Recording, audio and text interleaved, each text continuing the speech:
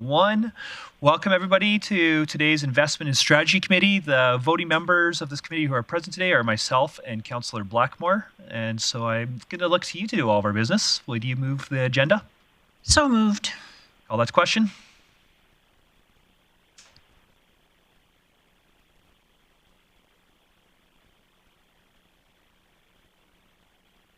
That motion carries. We don't have any delegations. I'll hand it over to Chief Torat for a service area update.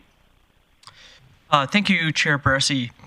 For Invest Grande Prairie, registration for Growing the North is now open. The event will be held from February 18th to 20th, and our team is proud to be part of the planning committee and looks forward to another successful year. Stay tuned for upcoming speaker announcements. The Invest Grande Prairie team attended the Chamber's Business Showcase on October 30th as part of the Small Business Week wrap-up. It was a fantastic turnout, and we enjoyed connecting with a wide range of businesses across the city. Invest Grande Prairie welcomed William Wang, Director of Alberta China Offices with the GOA. The meeting focused on exploring regional opportunities and discussing future alignment. Last week, RADAR, or the Results-Driven Agriculture Research, in partnership with NWP, hosted an event focused on the future of soil research in the Peace region. It was a productive day, providing a great opportunity to connect with local producers. 25 new business licenses were issued in the month of October. 11 of these were home-based and 14 were commercial. For legislative and executive services, board and committee recruitment continues with an application deadline of November 29th. Election preparations are ongoing and many voting stations are now secured. Administration is reviewing the impacts of implementing an electoral registry, which we will hear about a little bit more today. Applications for the Provincial Local Growth and Sustainability Grant opened on October 22nd. Local governments with over 10,000 and fewer than 200,000 people can apply for infrastructure funding to address growth pressures and attract industrial projects.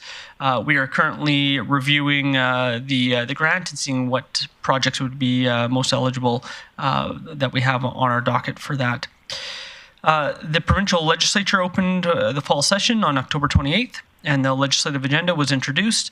While there's not any proposed legislation this round that will have a direct impact on municipalities, like we saw in the last session, there are a few items which will have an indirect impact on municipalities, and we'll be keeping an eye on them. In corporate communications and marketing, various announcements have been issued over the last couple of weeks, including Sandbox, Community Sandbox, that's up and available for residents to use. Traffic signal maintenance, and we were able to celebrate the opening of the Regional Fire Training Center. On the marketing side, CDN Controls renewed their naming rights sponsorship at the DesignWorks South Arena for a 1 year, and that was for $10,000. Big Rig Collision signed a renewed 3-year term for advertising for backlit floor decal at Bonnet's, total value at just over $14,000. And the KEG has signed and renewed their backlit agreement with Bonnet's and added a rink board and some digital advertising for a total value of just over $11,000. With that concludes my report. Excellent, thank you. Any questions? Not seeing any, so I don't think you're presenting it, but I'll hand it over to you, Chief Torat, to introduce our our fiber optics rebate. Thank you, Chair Barassi, and I will turn it over to Director Dodd and Ms. Beaupre to talk about the fiber project.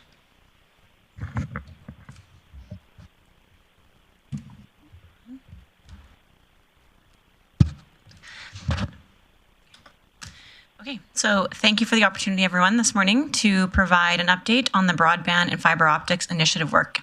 So just some background on this ongoing work that we've been doing.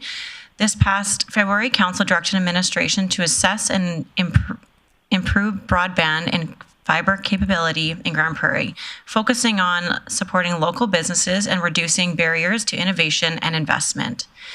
In the response to this direction, administration conducted an REFI process, receiving 13 stakeholder submissions.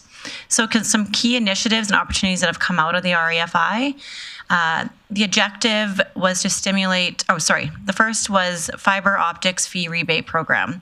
So with that, the objective was to stimulate private investment in broadband infrastructure by providing up to 100% on city fees for fiber projects. The proposed timeline aligns with our current DIG initiatives through Invest Grande Prairie, and there's ongoing discussions. The timeline running from July 1st, 2024 to December 31st, 2025. This initiative reduces barriers and simplifies processes to support business growth, encourage innovation, and strengthen connectivity, paving the way for future expansion and investment within the city. And the second recommendation, as noted, was a broadband gap analysis.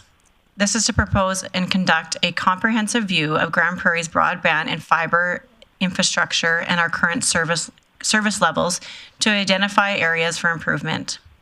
The REFI provided insights into challenges and ongoing developments, giving the city a clear understanding and a current infrastructure map of service and our service levels. This will help the city pursue future grant opportunities with provincial and federal levels. Additionally, projects from the REFI are currently underway with opportunities that will be presented as they come forward. So for today, the recommendations that have been put forward, one was to approve the fiber optics fee rebate program, offering up to 100% rebate on municipal fees for eligible fiber projects from July 1st, 2024 to December 31st, 2025. And secondly, direct administration to proceed with the broadband analysis subject to 2025 budget deliberations. We thank you for the opportunity to provide an update today and happy to take any questions. Excellent. Councillor Blackmore? Thank you. I'm wondering if we have an idea of how much money we're talking about with the fiber optics fee rebate over that time period. I'm going to direct us to the city manager. Thank you. In the 2024 budget, we had $30,000 budgeted for work like this. Now, if there was a substantial project came forward, it could increase foregone revenue significantly. But as a budget item for this current year, it was only $30,000. Okay, thank you. A question I had was, I just wanted to make sure that the broadband analysis, that's looking at the entire city, not just industrial commercial? Yes, correct. Excellent, thank you. Any other questions from you? I can do business. All right.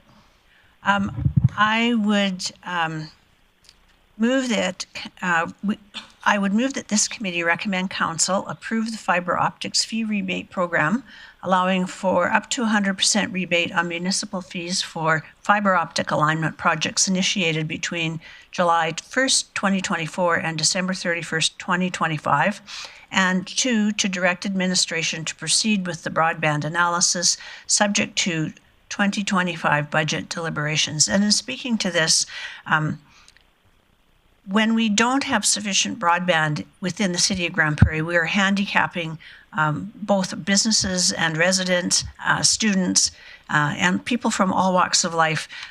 We're handicapping them in a time when they really need that service to move forward in their lives. And I think that it is of tremendous value to the city to have sufficient broadband within our borders. So I would ask that my council member support this motion.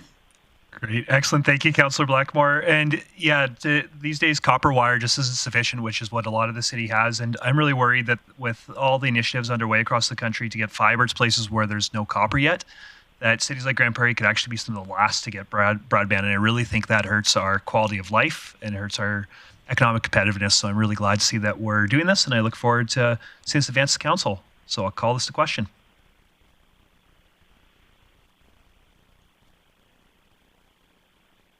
That motion carries. Thank you for the presentation and the work on this. We really appreciated that. Then I'll hand it back to Chief Tarrant to introduce our next item. Thank you, Chair Barcy. So this next one is an update to the elections bylaw. In the previous session of the legislature, there was some changes. You may be familiar with Bill 20.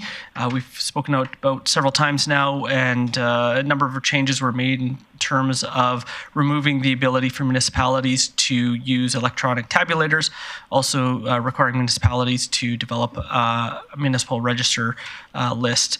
And so with that, the city has connected with several other mid-sized cities within the province to develop some conditions or develop a new bylaw that would meet the new requirements of the province. And I'll turn it over to Director Hansen, who will be able to give you more of the particulars. Thank you. So as Chief Tarrant has said, there's been a lot of work gone on over the past months as a result of Bill 20 and waiting for where that was going to land. With the changes that have been put in place, we are required to have a new bylaw. So the existing elections bylaw has a significant amount of information that pertains to tabulator use. And the best course of action was to present a brand new bylaw for your consideration, which deals with the number of changes within Bill 20, which I know Council has had a lot of discussion on previously. And in the report for you today, there are specific items that have been outlined for your review. With that, the recommendation is for the Investment and Strategy Committee to recommend that City Council gives 3 readings to Bylaw C1480 being the elections bylaw. One of the other significant notes, I guess, to this, because of the budget implications, and that will be coming forward this week, is just the reference to the estimated impact of the changes that are being presented within the requirements of the elections. And we're, for the City of Grande Prairie, we're looking at approximately $150,000. And so with that, I will open for questions if Council has any. And over to you, Chair Bressie. Great, thank you for the report. See anybody raise their hands, but I got a couple of questions. Oh, sorry. Well, I'll start with Councillor Blackmore then. One of the things that you've discussed is increasing the number of polling stations in the city. And I'm wondering, because of the additional amount of people required to run that, is that going to make counting ballots, hand counting ballots at the end of the day, easier or harder with increased polling stations?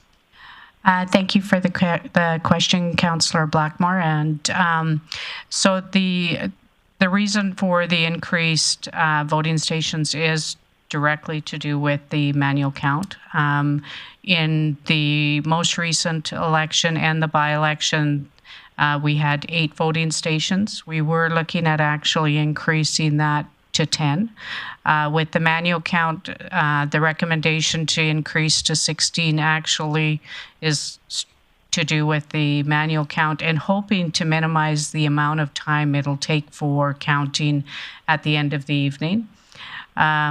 With that, then there would be assigned counters for each of the voting stations to hopefully speed up the count for each one of those stations, as each station is counted separately. So that was the rationale behind increasing it from 10 to 16 or 12 to 16. Okay, thank you for that. My other question is, I think you're probably going to have to answer this through pure speculation and years of experience, but is hand counting going to increase the likelihood of recounts at a later date, the next day or the day after? Very good question, Councillor Blackmore, and it would be really speculative to experience using the tabulator system. It worked very well. Even with that, there is always the possibility of a request for a recount.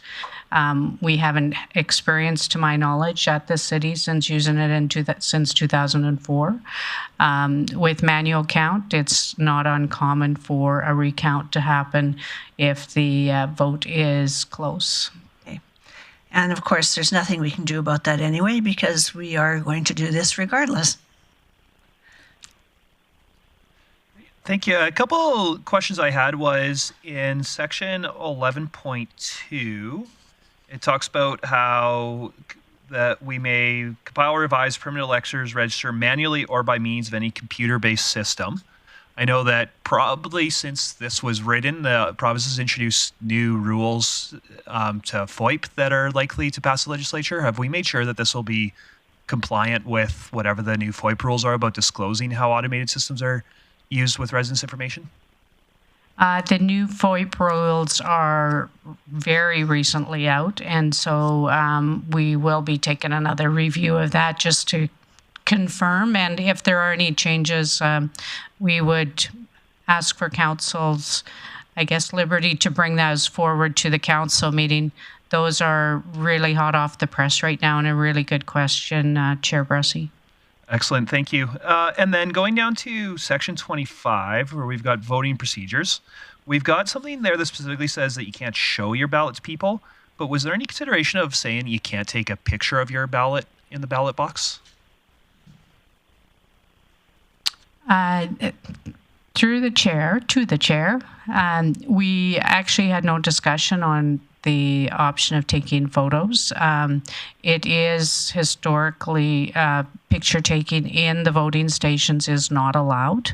It's a standard requirement. People have wanted to, for example, take pictures of someone voting for the first time, and we actually can't allow that in the voting stations because of privacy. So we didn't discuss putting that in the bylaw specifically. Would there be, I can't make a motion, so I'll look to my colleague to see if she's willing, but would there be any concerns with administration if we asked you to make that amendment before it coming to council? I would suggest that we seek some legal advice on it, just as to wording and just the requirements around privacy and all of those. If I may suggest, is because we will be looking at reviewing the VoIP changes, that possibly that one could be reviewed at the same time and bring that back for your consideration if there's a requirement to change that. Are you asking for it to be allowed or not allowed? I don't think it should be allowed. Okay. It takes away from a secret ballot if you're there. One of the principles of it is nobody can buy or coerce your vote. And if somebody can ask you to take a picture of your vote, then that undermines that fundamental principle of democracy, I think. I just feel that is already part of the provincial legislation, that you can't take cameras into a voting station. Through the chair, I would suspect the same 100%. I cannot give that assurance, but it hasn't been allowed in the past. The ability for someone to take a photo of their voting card even before wasn't allowed. The difference here is just we're going manual versus tabulate. The tabulator card would have shown the check marks as well, and so at that they would have been able to take a photo. We do indicate through signage no pictures are allowed. We don't actually go behind the booth to monitor it, because then that's a violation of privacy. So other than, posting signage and having it in the bylaw, we may not be aware that that's happened unless they're publicly presenting that as a tool. Well, I guess I think there's some more reading work that needs to be done on this. So I think that I'd personally be fine just supporting this going to council as is, but I guess just a heads up to administration, if that's what my colleague chooses to move, that I'll be asking about this again when it comes to council. It might move an amendment when we get to council, but I'm content leaving it where it is today. I'm not unsupportive. I don't believe cameras of any kind belong in a polling station. However, I think that that's something we can address at a council table. For one thing, it gives administration some time a week to respond to that. So, Well, are you willing to move this as is then to council? So I would move that committee recommend council give 3 readings to bylaw C1480, being the elections bylaw. Excellent. Definitely in order. I don't see any discussion, so we'll call that to question. And Bressie is in favor. And that motion carries. We do have a very brief in-camera item. Presuming the motion passes to go in camera, it will be very brief, but I do anticipate there'll be one brief item of business in public when we're done, but we'll see how the conversation goes. Would you be willing to move us in camera? Yes, so moved. I vote in favor.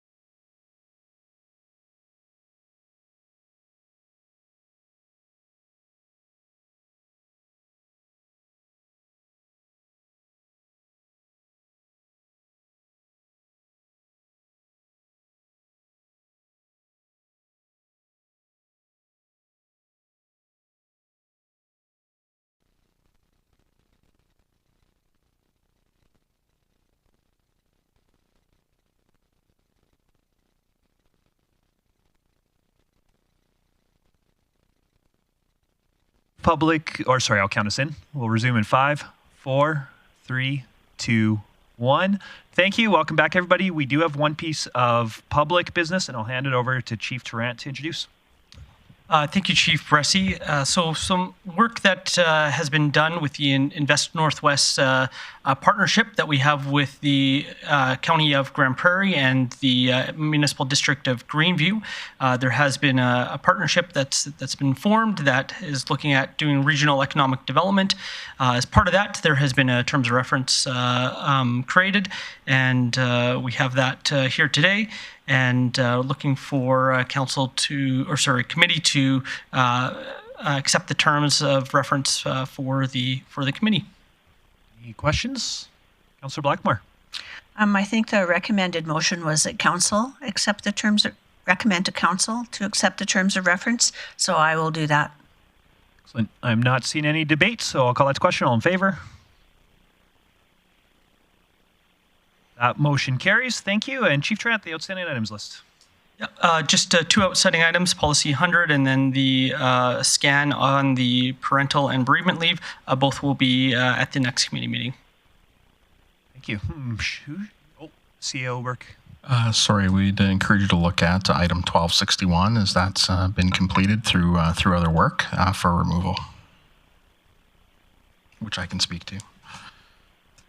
Do you want to speak to it? Just this is a report brought earlier in the year. There was a request from council to leave it on to ensure that we were looking at some other affordable opportunities. In that, we have resubmitted a housing accelerator fund application. We've proceeded with this transfer of the Smith land, and we've also put for sale the York Germain site. So we've taken other actions. Specific to this, our recommendation is to remove this as there's no further work specific to this, as other work has been completed to support affordable housing as per council's strategic plan. I'm seeing head nods. We need to accept this. I don't know who to call on. I guess I'll call on Councillor Blackmore. I would move that we accept the outstanding items list as amended. So vocal today. I know. All in favor? Not even just in my own meetings. Bressie in favor? Motion carries. With that, I'll call us adjourned. Thank you, everybody, and especially thank you to all the staff who stayed through lunch to support us today. We really appreciate you folks.